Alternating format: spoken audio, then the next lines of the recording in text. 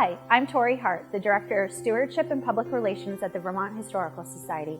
Today, in honor of Women's History Month, I want to share with you this painting by Vermont artist Ruth Mould. Ruth Mould was born in Morrisville, Vermont on May 22, 1894.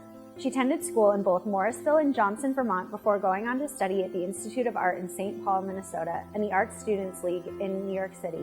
In 1919, she married her brother's best friend, Ruth Mould, and returned home to Vermont.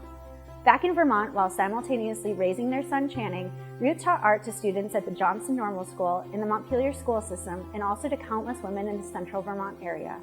Ruth and her family lived in many different Vermont towns, including Morristown, Moncton, Johnson, Williamstown, and Barre. In each town, she kept a dedicated studio for her own work that allowed her to continue to hone her skills. She was chosen as one of two artists, the other being Frances Colburn, whose work represented the state of Vermont in the 1939 World's Fair in New York. Ruth is perhaps best known for her oil portraits, including a posthumous portrait of Edna Beard, the first female member of both the Vermont House and Senate, which hangs in the State House, as well as portraits of 3 Vermont Chief Justices in the Vermont Supreme Court building.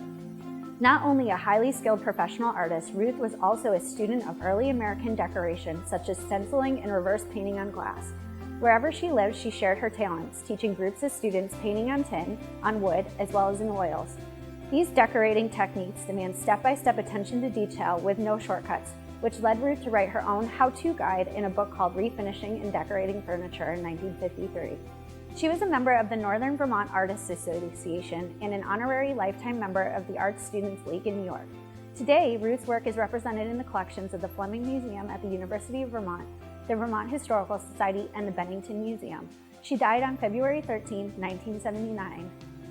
Ruth was not one to seek glory or recognition, but is instead remembered for her absolute joy in the doing and sharing of painting. That joy and her ability to find the beauty in her subject is what sets her portraits apart.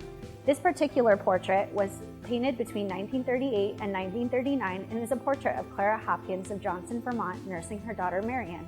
It's done in Mould's classic style of oil on board. The landscape behind Clara and her daughter symbolizes the family's history of working and living off the land. The Hopkins were dairy farmers and worked the Stiles farm, which was originally owned by Clara's parents. The painting was donated to VHS in 1998 by Ruth Mould's son, Channing, and in 2007, Marian Hopkins Nichols, the baby from the portrait, visited VHS and had her picture taken with her portrait. As a mother myself, this painting stood out to me because it's not often you see a portrait of this nature.